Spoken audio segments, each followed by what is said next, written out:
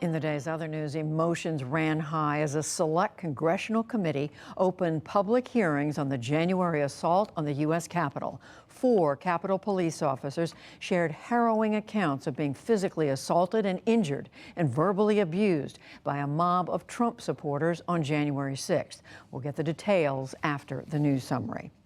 A man accused of killing 8 people at a massage businesses around Atlanta pleaded guilty today to 4 of the murders. Robert Long was sentenced to life in prison without parole. He could still get the death penalty for the other killings in a separate proceeding. Most of the victims in the March attacks were women of Asian descent. A former U.S. Air Force analyst is facing 45 months in federal prison for leaking secrets about a military drone program to a news reporter. Daniel Hale was sentenced today in Alexandria, Virginia.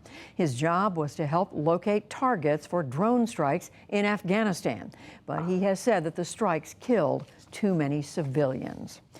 Firefighters in parts of the western U.S. were hoping for help from cooler weather today, but there's still no end in sight to a plague of wildfires, including one in Northern California that keeps growing. Stephanie Sy has our report. In Indian Falls, California, charred homes, cars, and keepsakes are all that's left after the Dixie Fire tore through the enclave north of Sacramento.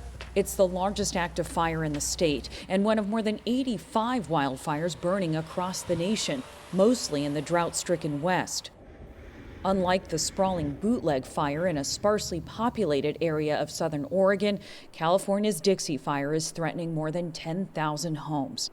CAL FIRE spokesman John Hagee says they're trying to get ahead of fire behavior that can turn aggressive quickly. We're really being cautious to ensure that the safety of the public is taken care of, to make sure that we're giving ourselves enough lag time, because what we've seen is throughout the summer and throughout the last few years really is that fires have that potential to grow exponentially, within a few hours really.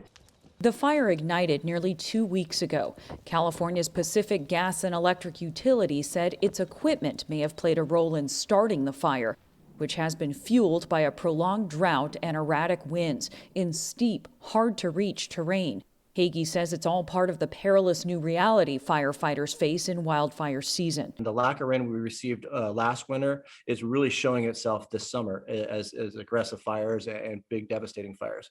And really the 10-year drought that we saw, we're still paying a price for that, because all that fuel that was stressed and died during that 10-year drought is still on the landscape and still is available fuel. We're in a new era of firefighting, and understanding that environment and making that preparations for it is key.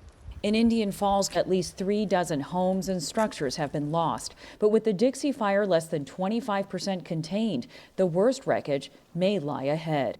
For the PBS NewsHour, I'm Stephanie Sy. In Hong Kong, for the first time, a court has convicted a pro-democracy protester under a new national security law imposed by China. Tung Ying Kit was found guilty today of inciting secession and terrorism. More than 100 other protesters are awaiting trial.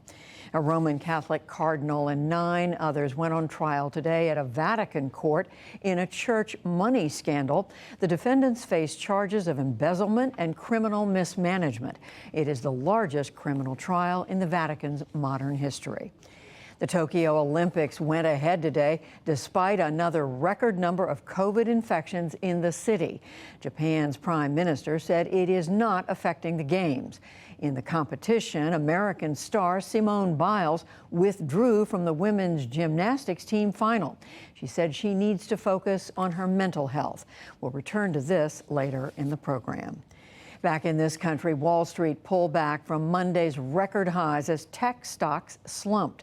The Dow Jones Industrial Average lost 85 points to close at 35,058. The Nasdaq fell 180 points, more than 1%. The S&P 500 dropped 20. And a passing to note, former Republican Senator from Wyoming, Mike Enzi, died Monday as a result of a bicycling accident. He was injured and broke his neck last Friday near his home in Gillette. Enzi retired from the Senate this year after serving since 1996. He was 77 years old.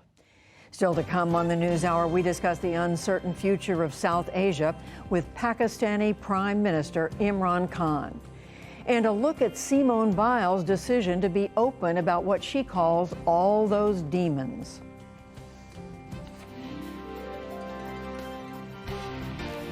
This is the PBS NewsHour from WETA Studios in Washington and in the West from the Walter Cronkite School of Journalism at Arizona State University.